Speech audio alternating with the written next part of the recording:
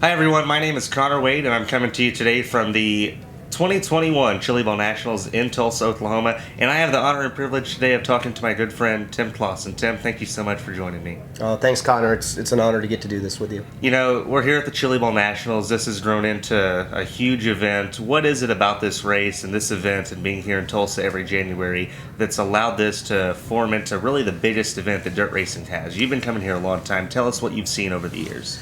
Yeah, I mean, I think, you go back, 10, 12 years ago, and it was really kind of an anomaly to be here. You'd be talking to people, in airports or whatever, and they're like, where are you headed to? And, they tell you Cancun or Mexico on vacation, and when you told them Chili Bowl, Tulsa, Oklahoma, they would ask why. And now it's the total opposite. You run into people, if they're traveling, it seems like they're traveling here. Over the years, obviously, it's grown within the sport. And truly, it's become the place where we all, every racer gets together here. It doesn't matter if you're, an IndyCar guy. We got Santino here running this week as an IndyCar driver, now a NASCAR driver, as he was telling me last night.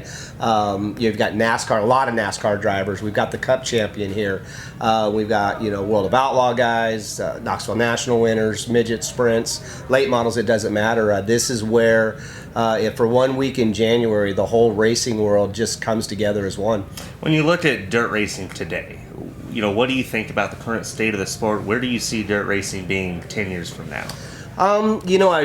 Where I see it right now is in this growth pattern that I don't think really any of us were really ready for. For years it was, NASCAR or IndyCar where guys aspired to be.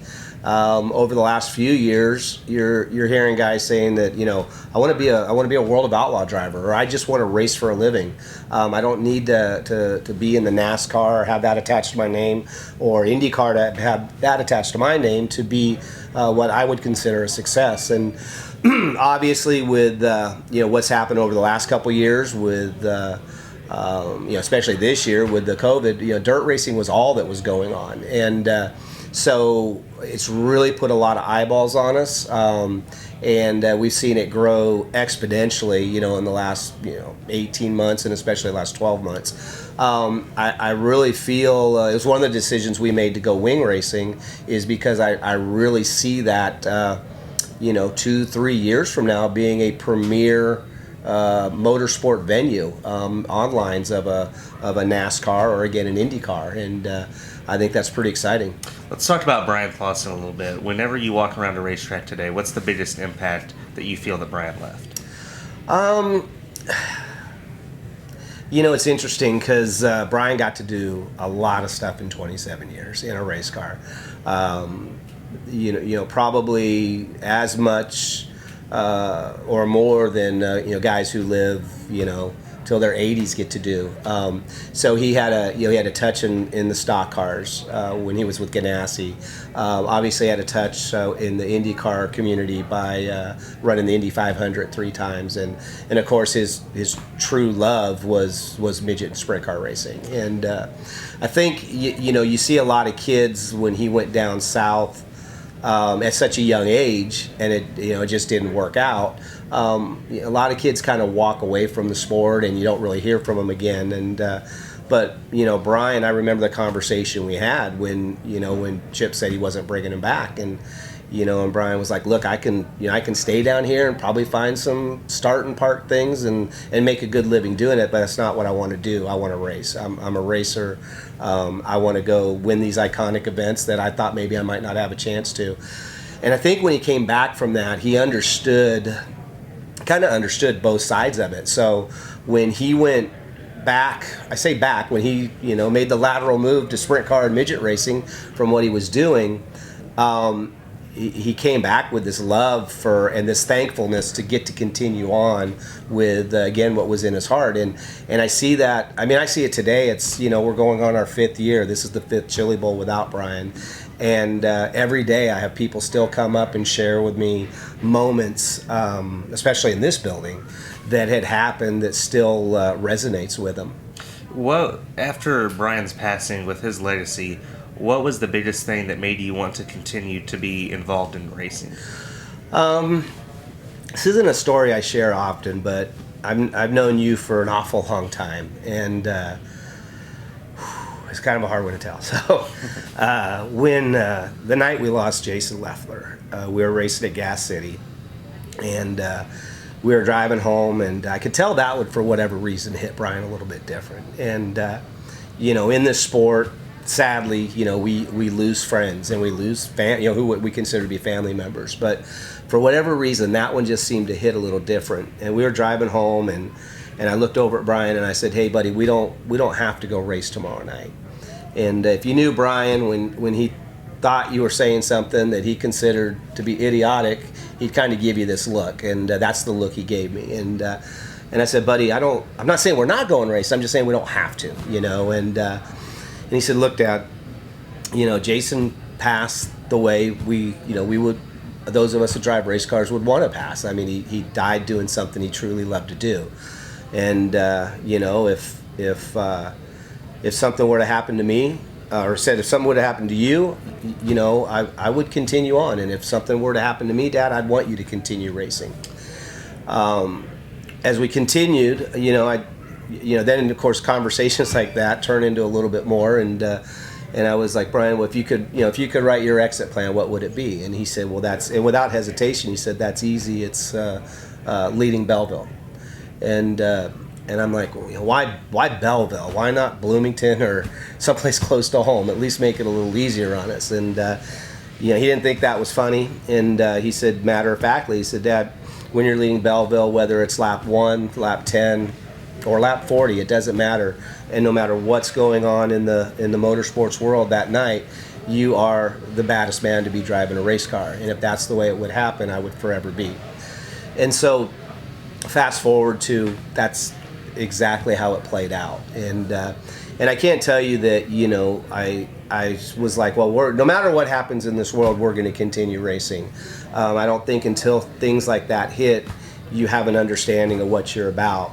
But then we went to Knoxville after we left the hospital and saying goodbye to Brian. And it was interesting because Matt Wood, Brian, they were getting ready to announce their World of Outlaw team. And so we had this whole other racing family that was at Knoxville. Trailer was there, car was there, and Matt Wood was actually one that reached out to me, and he said, "Tim, I just wish you could see what the racing community was doing for your family."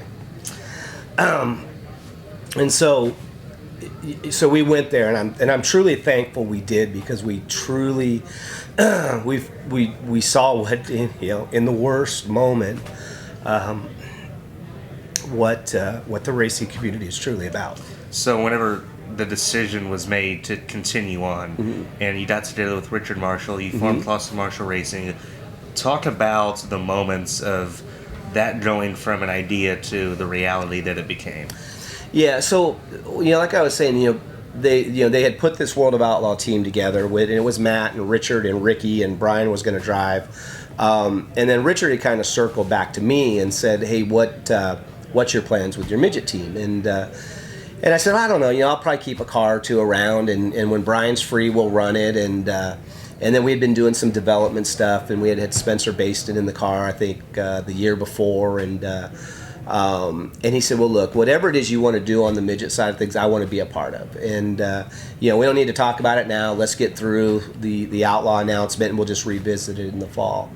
So, again, fast forward to afterwards, Richard and Jennifer had come up to the Celebration of Life and at Kokomo, and went through that. And then the next morning, Richard and I went out to breakfast, and we just got into this conversation about the racing world and the legacy that, truly that I don't think any of us understood, or the impact that Brian had on the whole sport as a whole. And Richard asked me a question.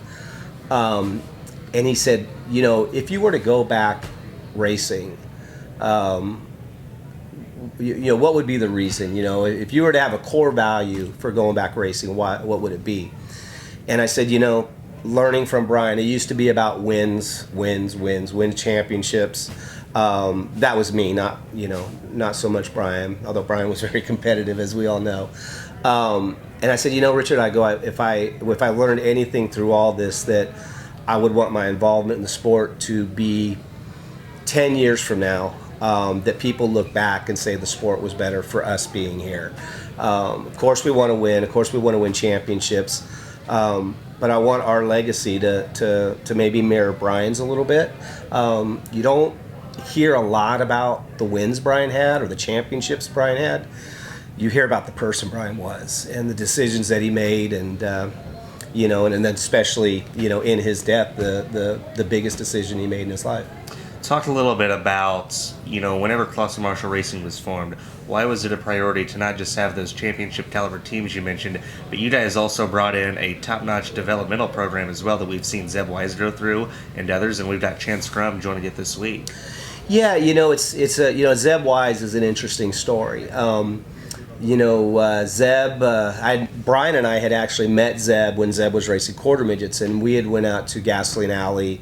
I think Zeb was probably 9 or 10 years old at this point.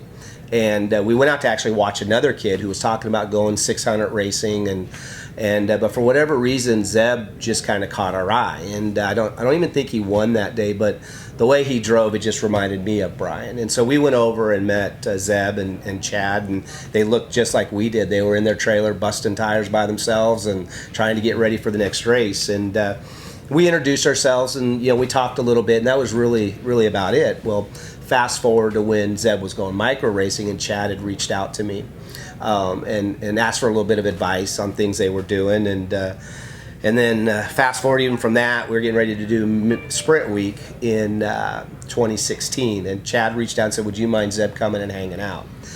He goes, "I'll pick him up every night," and I said, if you want to do one better, he can just come stay with us, and we're going to run the first half of it, and then Brian was going to Kings Royal after that. So Zeb came down, and just such a great kid, obviously talented race car driver, but he just worked, and he asked Brian the right questions, and they'd sit in the stands together, and Lawrenceburg was the last night he ran for us during that Sprint Week, and we had won that night.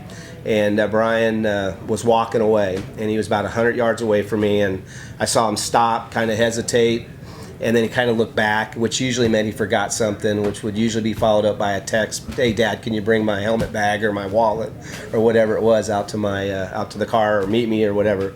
So I ignored him. Well, he made the trek all the way back, and he came over and he put his arm around me and he pointed at Zeb, and he said, if we're going to do this development stuff, but that's the type of kid we need the car. Zeb Wise is the guy we need in our stuff.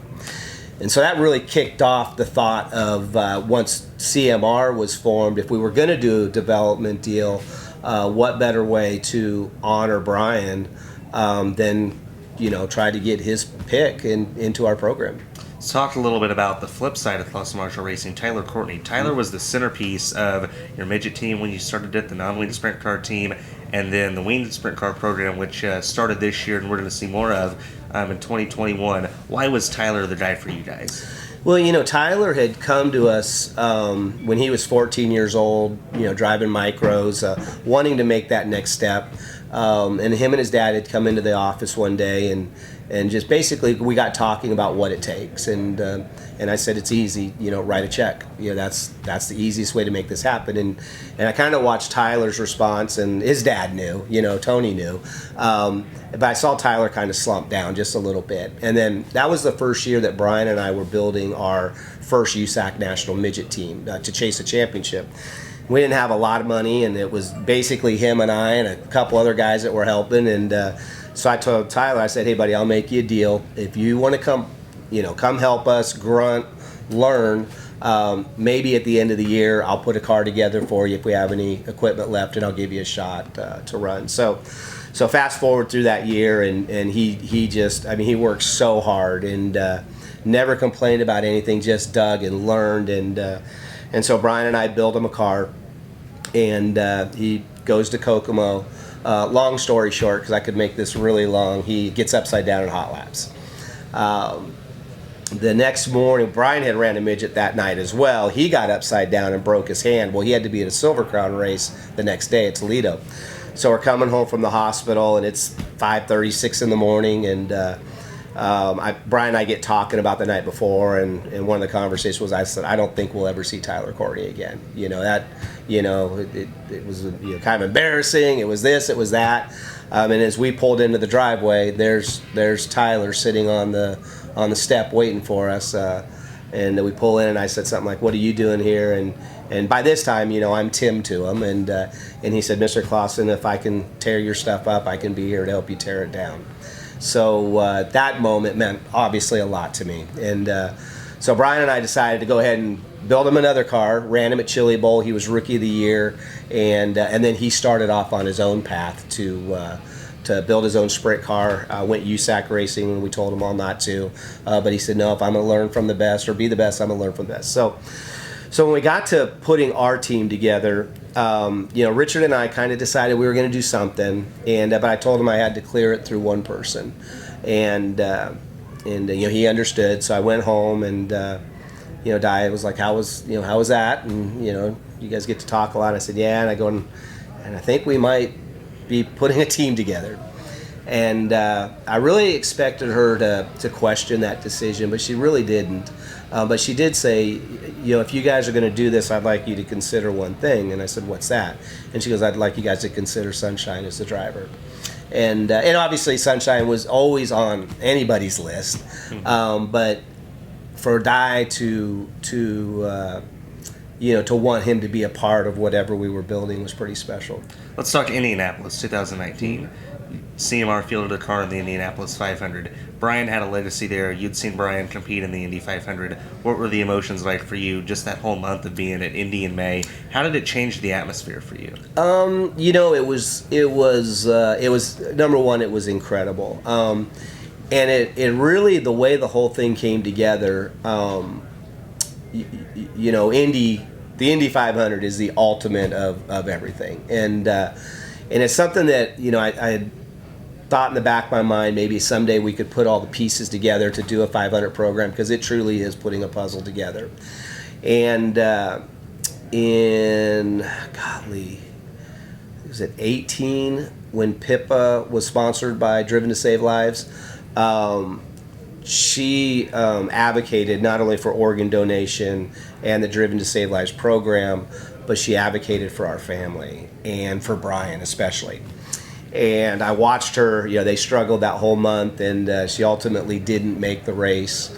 I remember the look on her face when she didn't make it. And we went out for race day, and lo and behold, there's Pippa doing exactly what she had done when she thought she was going to be in the race. And I made her a promise, and I said, Pippa, I'm not saying this is something I'll ever get to do, but if there's any way I can, I want to help bring you back to get another shot, because you truly, you didn't have to be here, and here you are, and you're doing it, I think, for the right reasons. So Richard and I kind of sat down and talked about it, and with doing an indie program, there's almost timelines you just have to meet to make everything work.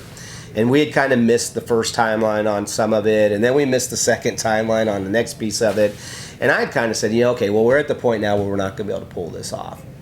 And we kind of just dropped it at that point. And a couple weeks went by, and we got a phone call, and all of a sudden the pieces started coming back. And so we were able to put that together, and then make the announcement along with Driven to Save Lives. And then one of the most special things for me is we got to announce Pippa as our driver. And some of it was personal. And, I know we took a little bit of heat for not bringing a USAC driver there for the first time, but I also got to live Brian going there.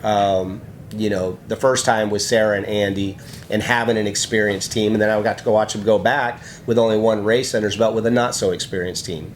With Andy and Sarah, it was tremendous. With the not so, they struggled, and they struggled. And I told myself that if I was going to do this for the right reason, and that truly was to bring a USAC guy, we had to make sure we had all of our ducks in a row.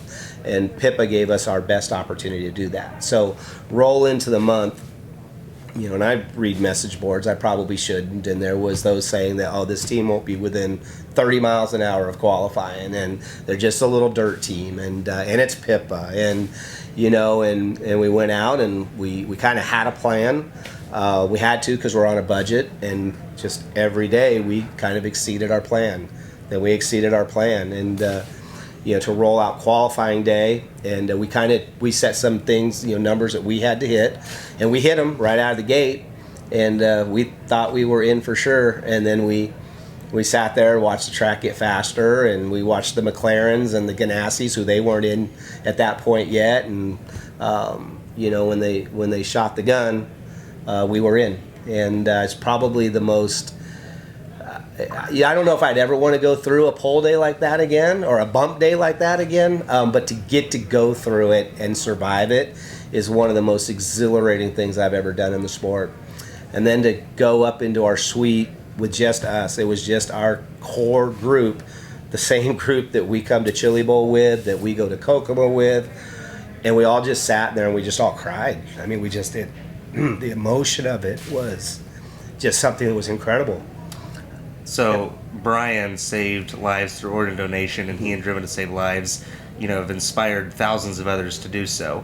Talk about what Taylor and others have done with Driven to Save. Do you feel like it's a suitable way to honor Brian's legacy, and what's it mean to you?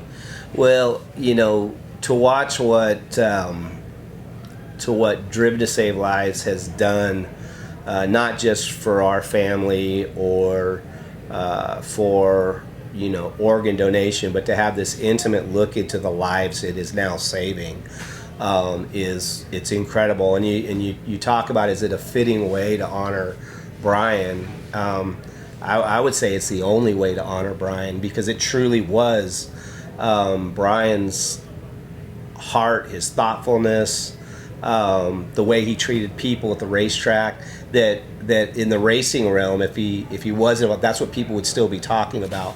This just kind of adds an exclamation point to his legacy. And what Taylor has done with the program, I don't think it's near successful with anybody else doing it, because with her, it comes from her heart. And I know it's got to be the hardest thing in the world to wake up every morning and your sole purpose is to go do this Driven to Save Lives, not only to save lives and to get people to register and to get people to tell their stories, and to honor organ donor heroes like we get to do here this week. But every morning she wakes up and it's kind of about her about her brother and Brian. And so with that, I understand that the heart she puts into it is because of that, but I also understand that that's a pretty hard thing to do as well. As far as the whole Driven to Save Lives programs, we've been through this long enough now that we are starting to feel the intimate touch, that we have the families who now call and they've lost a loved one, and the reason that they were an organ donor was directly because of Brian being an organ donor and the messages that came out afterwards. It's humbling to me that people in their worst moment want to reach out to make sure that we still, 5 years later, understand the impact that Brian made on their lives now in their worst moment. And I don't know of anything that we could do that would be more, more honoring, more humbling than doing just that. So a USAC Sprint Car Championship, a USAC Midget Championship, an Indy 500 start, 2021, you guys are going to chase the All-Star Tour with Tyler Courtney. Talk about even beyond 2021. What's the ultimate goal for Clauson Marshall Racing? What might it look like in the future? Well, it's hard to say, because if you would have, we started this to be a midget team. Midgets are my true love in racing. I think when you talk to Brian about what his true love in driving race cars, he would always tell you there's nothing more raw and more pure than driving a midget. And so when we started this, that's what we were going to do. And then we decided to go ahead and come up with the USAC National Sprint Car Team. As we watched the sport, going back to one of your first questions, where do we see the sport in the future, that really drove a lot of our decision making on going wing racing.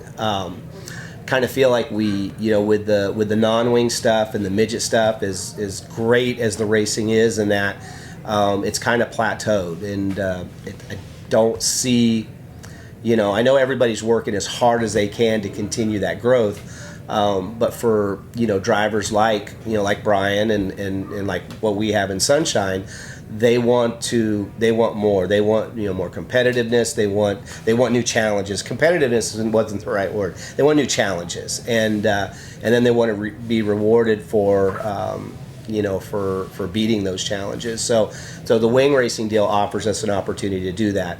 I think 5 years from now, again, I think World of Outlaw type racing is where it's going to be. It's going to be the premier motorsports event in the country. And when we did this, we want to be able to compete at that level. And so starting the team last year, it was kind of a dip your toe in the water. Let's see how we can do.